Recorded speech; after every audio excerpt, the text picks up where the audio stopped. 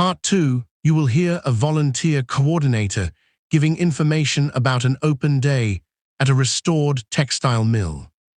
First, you have some time to look at questions 11 to 16. Now listen carefully and answer questions 11 to 16. Good morning, everyone. Before you begin your visit to Riverside Mill, I want to explain how the open day is organized. First, transport.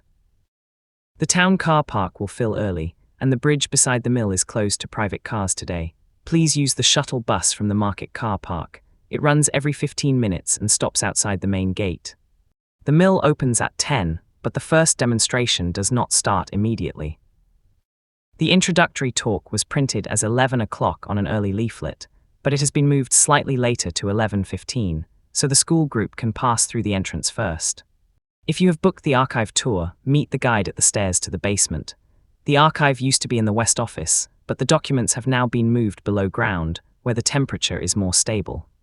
The main attraction today is the weaving demonstration. Several visitors ask whether the machines are modern copies. They are not. The guide will show the original looms, although only 2 are operated for safety reasons. For the children's fabric printing activity, places are limited. Children do not need a ticket, but they must wear a wristband, which can be collected near the entrance after registration. Finally, refreshments are available in the cafe.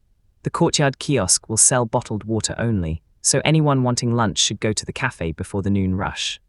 Before you hear the rest of Part 2, you have some time to look at questions 17 to 20.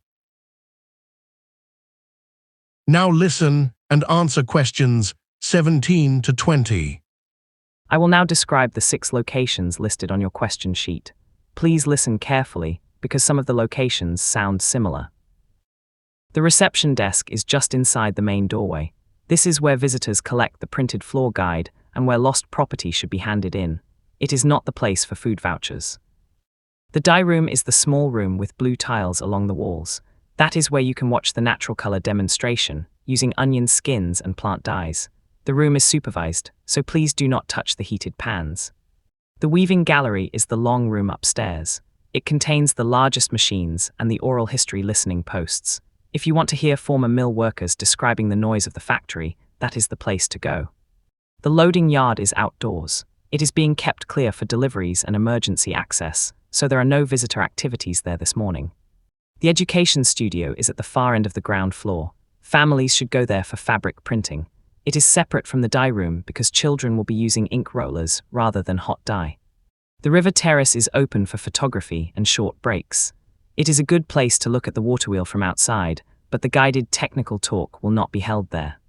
Enjoy the open day, and remember that volunteers in green badges can answer questions. That is the end of Part 2.